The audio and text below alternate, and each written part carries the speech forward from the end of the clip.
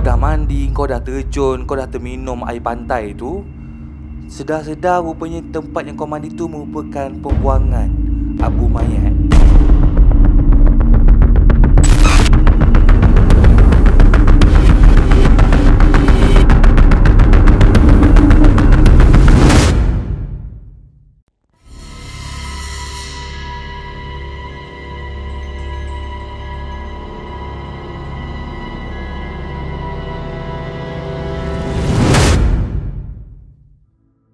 Allahumma salli ala Sayyidina Muhammad wa ala alihi wa sahbihi wa sallim. Alhamdulillah Rabbil Alamin. Assalamualaikum tim puaka sekalian. Welcome back to my YouTube channel. Apa khabar semua? Selamat malam. Lamalah tak mula dengan selawat ni. Selalunya kalau saya mulakan cerita ni terus Assalamualaikum semua, selamat datang ke Story Puaka. Malam ni kita nak kembalilah ke fitrah kita. Kita mula dengan selawat kan. Sebab yelah, kita kena ingat balik macam mana kita bermula. Tak boleh lupa diri, geng. So, kawan-kawan semua, selamat datang. Selamat datang ke Story Puaka pada malam ni. Tim puaka sekalian, jemput duduk. Mana yang berdiri tu, suruh duduk. Jangan sampai saya pergi dekat sana, saya ambil lidah dia, saya jentik. Tarik, pak. Kau jangan macam gitu. Sebenarnya yang baru datang, jemputlah like, jemput subscribe, jemput on notification button, jemput share cerita ni dekat saudara mara, office mate, jiran-jiran tetangga, ayam-ayam dan juga itik-itik, geng. So, saya ada satu cerita yang nak kongsikan pada malam ni. Tapi sebelum saya sambung cerita pada malam ni, nak mohon lah pada mana yang free tu, yang nak dapat baju percuma, rasa macam dah raya tak lama dah, nak dapat baju raya percuma, boleh subscribe sampai saya dapat 100k subscriber, di mana saya nak bagi 5 helai baju percuma pula, dah sesasul. Baju percuma saya nak bekalkan 5 helai. Boleh buat pakai pergi raya. Kau bayangkan pagi raya semua orang pakai baju Melayu, tiba-tiba engkau pakai baju jersey tulis tim puaka. Tak seronok mak bapak kau. Razik, kenapa pakai baju tu? Abang Iqmal bagi. Kepala otak kau. Tak dia mengaku je jadi anak. Jadi bantu saya dapatkan 100k subscriber, saya nak bagi 5 baju percuma kepada mereka yang bertuah, geng. Jadi tak nak sambung lebih panjang lah cerita ni. Cerita malam ni agak panjang, so please stay with me. So cerita pada malam ni tentang seorang jejaka yang bernama Muaz. Dan Muaz ni merupakan seorang student university di Negeri Sembilan. Student UiTM lah senang cakap. Benda ni boleh sebut sebab cerita ni bukan pasal seram UiTM pun, jangan risau. Dan Muaz cerita yang benda ni berlaku sewaktu dia bercuti dengan kawan-kawan dia. Benda ni baru je berlaku, lebih kurang dalam beberapa tahun lepas. Jadi kalau korang nak stay, nak tahu cerita lanjut, sabar, kita tukar lampu merah kita. Kau sabar je merah betul kita malam ni. Kejap, sedawa. Belum cerita dah datang. Janganlah kacau lagi. Bagi saya bercerita dulu. Selalu kalau kita sendawa ni ada sebab dia. Sebab apa? Sebab kadang-kadang ada benda datang nak mendengar juga.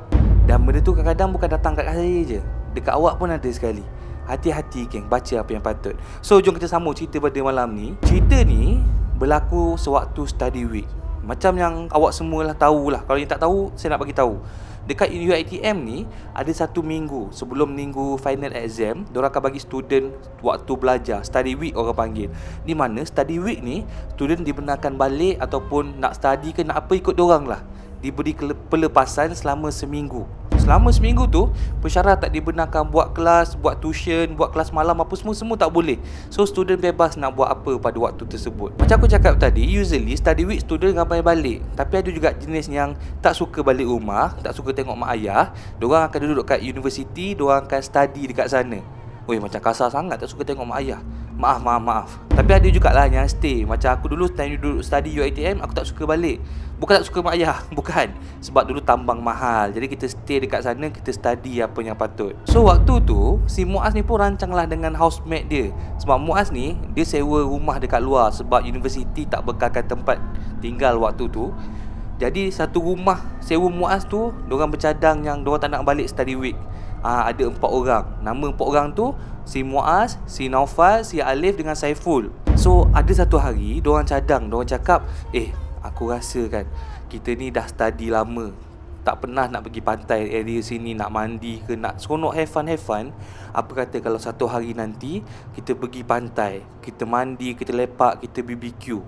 Nak tak? So diorang semua pun setujulah, cakap okey boleh, tapi jangan pergi waktu cuti. Kalau pergi waktu cuti confirm penuh pantai ni. So diorang bercadang nak pergi hari weekdays. Diorang cakap macam tu kita pergi hari Selasa lah. Diorang nak pergi mana? Macam biasalah geng, kat Negeri Sembilan ni takkanlah nak pergi dekat pantai Setiu Terengganu, betul tak? Diorang bercadang nak pergi have fun dekat Port Dickson geng. Tiba-tiba ada salah seorang kawan ni, nama dia Naufal, macam aku cakap tadi. Dia dengar bangga, dengar riak tak bozina. Dia cakap, "Weh, korang, aku tahu satu tempat best dekat PD ni. Tempat ni memang cantik. Aku dah tengok tempat ni dekat YouTube, dekat Twitter, dekat Instagram, orang upload gambar. Memang lawa gila. Air warna biru geng, pasir dia warna putih, memang cantik cun melecun. Lagi satu, pantai ni ramai tak tahu sebab dia tersorok di balik-balik kampung. Kalau kita pergi, ini jadi port rahsia kita. Seronok geng, kau kena percaya cakap aku." So semua setujulah, semua macam excited. Sebab apa? Sebab diorang ingat yang Saiful ni dah bagi satu pot rahsia, hidden gem seorang cakap. So malamnya diorang pun siap-siap lah barang apa yang patut. Bawa tikar, kapet, mops, penyapu, ketik kuku semua. Alah, benda berkaitan nak piknik lah geng. Esoknya diorang gerak awal. Pukul 9 diorang dah bangun, siap-siap nak gerak pergi pantai satu kereta. Masa dalam perjalanan nak ke Port Dickson ni, diorang memang excited gila lah. Memang dah bercakap-cakap lah, sekejap lagi aku nak mandi. Kejap lagi aku nak buat istana pasir. Memang diorang excited gila, lama tak mandi. Dan waktu diorang nak ke tempat rahsia Naufal tu, Muaz cakap yang tempat tu memang agak ke dalam. Diorang kena masuk kawasan perumahan, tiba-tiba kawasan kampung, tiba-tiba lalu pergi kanan hutan, sehinggalah turun satu bukit, di mana bukit tersebut menampakkan sebuah kawasan pantai yang luas terbentang. So bila sampai dekat sana, diorang park kereta. Memang happy betul geng. Diorang turun kereta, diorang bersorak. Sebab apa? Dekat situ hanya ada mereka sahaja. Dia bukan pantai, dia lebih kurang macam teluk. Kau tahu tak teluk macam mana? Teluk ni yang bentuk U tu. Dia kawasan tu macam teluk geng, tapi teluk yang cantik, bersih. Air memang biru geng. Yelah, kalau air hitam nanti tak mandi pula korang. Tapi kiranya kalau teluk ni memang boleh nampak dari hujung ke hujung. Diorang memang excited gila sebab nampak air yang begitu cantik pada waktu tersebut. So time ni semua dah excited. Diorang pun terus saling baju, terus pakai seluar pendek, terus masuk pantai geng. Tak fikir apa-apa langsung. Masing-masing happy betul. Ada yang menyelam, ada yang berkomor air kluk. Macam mencarut pula.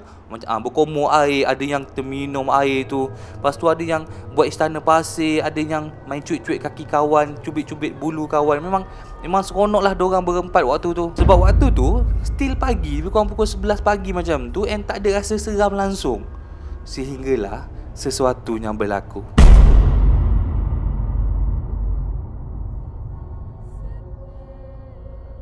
Kejadian seram berlaku sewaktu diorang ni dah habis main air. Diorang rasa macam diorang dah bosan main air. Diorang pun nak naik atas, nak naik ke darat, nak sediakan makanan sebab dah lapar. Waktu tu jam dah menunjukkan pukul 1 tengah hari geng. So diorang semua pun dah start naik, dah start bentang tikar, dah start duduk. Diorang bentangkanlah apa yang makanan diorang bawa tadi. Get ready nak rehat jap, nak solat apa yang patut. Lepas tu nak sambung mandi. Lagi satu, cuaca hari tu memang membantu sangat-sangat. Sebab cuaca hari tersebut tersangatlah mendung. Macam malap-malap sayup je. So lepas settle makan, si Muaz ni, yang pencerita ni cakap lah, time tu Muaz ajak Saiful. Dia cakap nak berjalan-jalan daripada hujung teluk ke hujung teluk. Sebab apa? Sebab waktu tu memang nampaklah hujung ke hujung. So rasa macam dekat sangat ni, jomlah jalan tengok apa tepi pantai. So diorang berdua pun pergilah berjalan. Waktu diorang berjalan ke satu hujung ni kan, diorang tengok banyak betul lah kerang-kerang yang cantik-cantik. Sehinggalah waktu ni diorang dah sampai betul-betul dekat bahagian hujung satu point ni, si Saiful cakap, tu bekas apa tu? Muaz pun tengoklah ke arah tempat yang ditunjuk oleh Saiful tu. Dekat situ merupakan ada sebuah tembikar dibuat daripada tanah. Di sekitar tembikar tersebut ada satu lilitan kain berwarna merah. Tembikar tu kecil je, lebih kurang macam besar-besar tangan aku ni kan. Keliling dia ada balutan warna merah.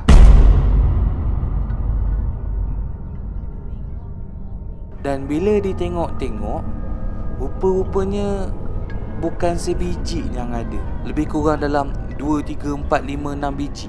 Tapi tembikar ni bertebaran. Ada dekat sana sikit, dekat hujung sikit, dekat sini sikit.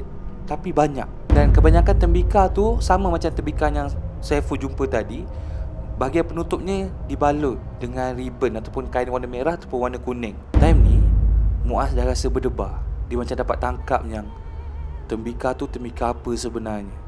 Terus Muaz cakap kat Saiful, "Pul, jom kita cari tempat ni Pul." Kau kenapa Muaz? Kau nampak apa-apa ke? Ceritalah dengan saya. Tak ada apa-apalah. Jomlah kita balik. Lagipun dah jauh sangat ni, aku rasa macam penat lah. Muaz tak nak cerita apa yang berlaku. Dia nak senyap je. Dia takut Saiful takut. So diorang pun mulalah berjalan. Daripada sini diorang berjalan hinggalah ke tempat teluk yang berlawanan. Dia macam gini kan teluk tu. Daripada sini dia berjalan tepi-tepi pantai sampai ke sini. Dan waktu ni Saiful dan Muaz baru perasan yang rupa-rupanya tembikar tu bukan ada dekat hujung ni je. Di sekeliling kawasan pantai tu dipenuhi dengan tembikar yang sama. Tapi ada yang dah pecah, ada yang tak ada penutup, ada yang tak ada bekas. Waktu ni Muaz ni dah rasa macam dah tak sedap hati. Dia pun cakap kat Saiful, "Pul, dah lah, jomlah kita berjalan. Jomlah kita balik ke tempat kita piknik tadi." Sampai je dekat tempat piknik, Muaz jerit dalam keadaan marah. Nak tahu dia cakap apa? Muaz cakap, "Nopal, kau ni Nopal betul lah. Tempat apa kau bawa kita orang ni Nopal? Kau kenapa Muaz marah ni? Dah seronok main air kau nak marah-marah. Tak, tempat apa kau bawa ni? Kenapa ni Muaz? Tempat ni tempat tak elok kau tahu tak?" "Aish, apa pula yang tak elok? Engkau dah mandi ke main mandi tadi, dah bergomol dalam air. Apa yang tak elok sangat tu? Kau tahu tak aku nampak apa? Sekeliling teluk ni, tempat aku dengan si Saiful ni lalu, kita orang berjalan, banyak sangat benda yang aku nampak tu tak? Kau nampak apa Muaz?" Aku nampak dekat sini banyak sangat, kau tahu tak, bekas abu mayat. Entah-entah pantai ni merupakan tempat pembuangan abu mayat. Sebab itulah tak ada orang. Sebab itulah dekat teluk tersorok. Tempat apa yang kau bawa ni Naufal?" Yang lain terduduk, tercengung, pandang je pantai, terdiam. Semua mengenangkan apa yang diorang buat tadi. Ada yang dah terminum air, ada yang dah tertelan air, tergogok-gogok, dah macam nak gosok gigi tu kan. Diorang termenung. Uish, maksudnya takkanlah aku terminum air abu mayat. Time tu masing-masing dah rasa tak sedap hati.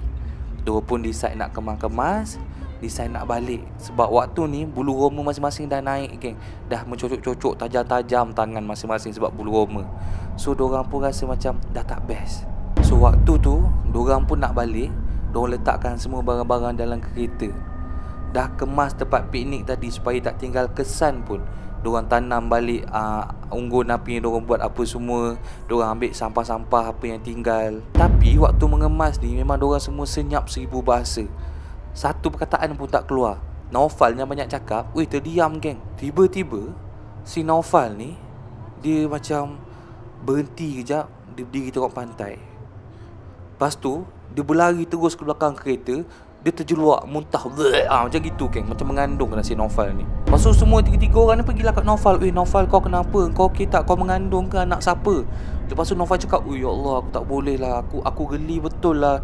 Kau, seriau badan aku. Ya Allah, kau bayangkanlah kita dah minum air apa ni. Kita dah tadi kita mandi air apa? Kita mandi air mayat ke tadi? Time ni Naufal dah pucat. Mulut dia dah biru geng. Badan dia dah menggeletar. Dah selepas terjeluak tu, Naufal ni macam dah tak larat. Macam energi dia tiba-tiba hilang. Dan tu Muaz tengah drive nak pulang ke rumah. Diorang semua terus masuk dalam kereta. Tak tukar baju, dengan baju lembab semua tu masuk dalam kereta. Sebab apa, time tu dah takut sangat dah. So Muaz pun dekat tempat driver, Bismillahirrahmanirrahim, dia teruskan perjalanan. Kata Muaz, daripada pantai tu nak ke rumah pertama agak jauh. Tapi kalau naik kereta dekat lah, lebih kurang dalam 10 minit, 5 minit dah boleh sampai. Tapi nak ke jalan utama tu, itu lebih kurang dalam 20 minit nak kena naik kereta. Sebab apa? Sebab waktu tu kena lalu jalan kampung, kena lalu perumahan, lepas tu lalu taman, baru nampak jalan utama geng. Waktu tu Muaz baru tekan minyak. Daripada kawasan berpasir, dia masuk ke jalan tar, baru je keluar daripada kawasan pantai. Macam aku cakap tadi, pantai tu ini hutan-hutan, tiba nampak turun bukit, terus luas mata memandang pantai, betul tak? Time tu Muaz baru je nak jejakkan tayar kereta atas tar, Dan tiba-tiba kereta yang Muaz bawa ni macam melendut, macam ada penumpang baru yang menumpang. Kereta tu macam macam gitu geng. Macam mana? Lawak lama aku pakai. Lawak ni pernah pakai dekat cerita dulu. Tapi kereta tu melendut macam ada makhluk yang baru tumpang menaiki kereta mereka.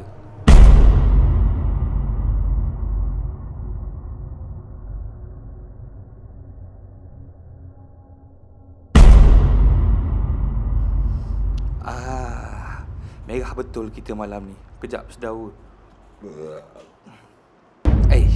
Belum cerita dah datang. Janganlah kacau lagi. Bagi saya bercerita dulu. Selalu kalau kita sendawa ni ada sebab dia. Sebab apa? Sebab kadang-kadang ada benda datang nak mendengar juga. Dan benda tu kadang-kadang bukan datang kat saya je. Dekat awak pun ada sekali. Hati-hati geng, baca apa yang patut. So jom kita sambung cerita pada malam ni. Tapi kereta tu melendut macam ada makhluk yang baru tumpang menaiki kereta mereka.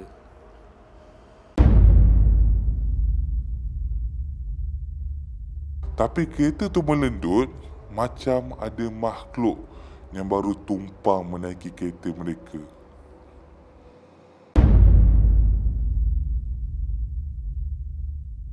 Berat cerita ni. Lepas tu aku record lah macam biasa. Macam biasa. Tapi aku record, aku tak tengok lah kamera. Rupa-rupanya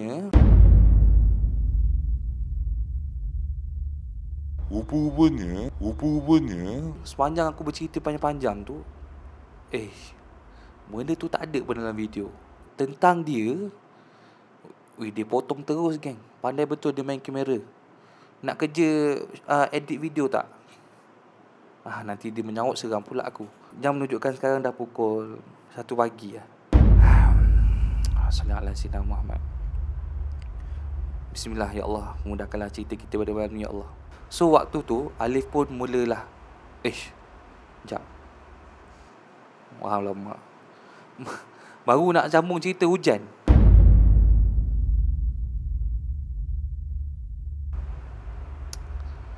Tak apa, ya Allah. Kuat semangat. Berat cerita hari ni ke. Alif tadi pun dia